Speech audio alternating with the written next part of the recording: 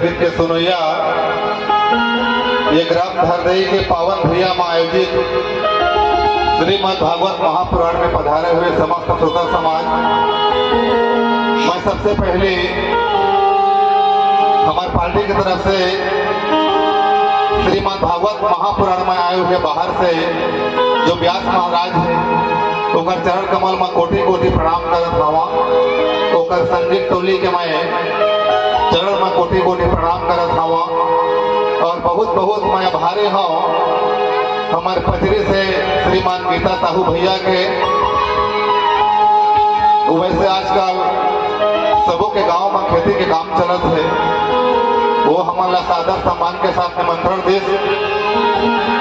पहले तो फिक्स नहीं हो पाते, लेकिन बार बार निवेदन के कारण हमन आए में हमन विवश कर दे और चल करके हमन आए हैं। हमन के गान वादन में आप मन ला कोई प्रकार से गलती हो जाए कृपा करके क्षमा करे की कोशिश करी हा।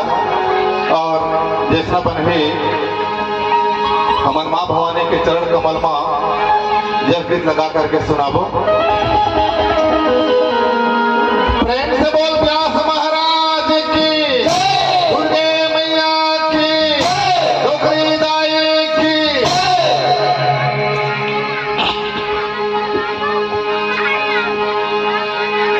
या देवी सर्वभूतेषु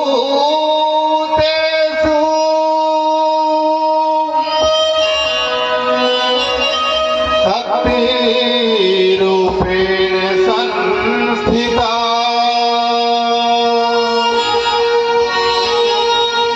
नमः तस्यै नमः तस्यै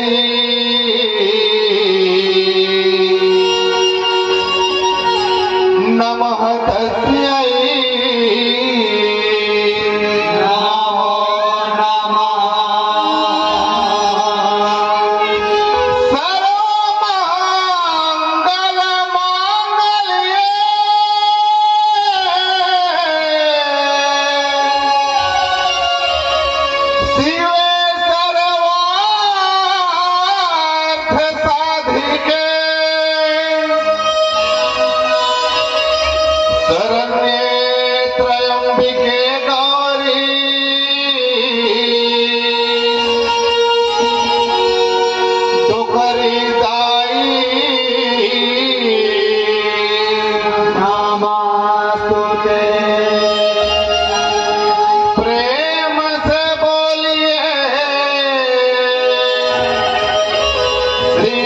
भागवत महापुराण की जय।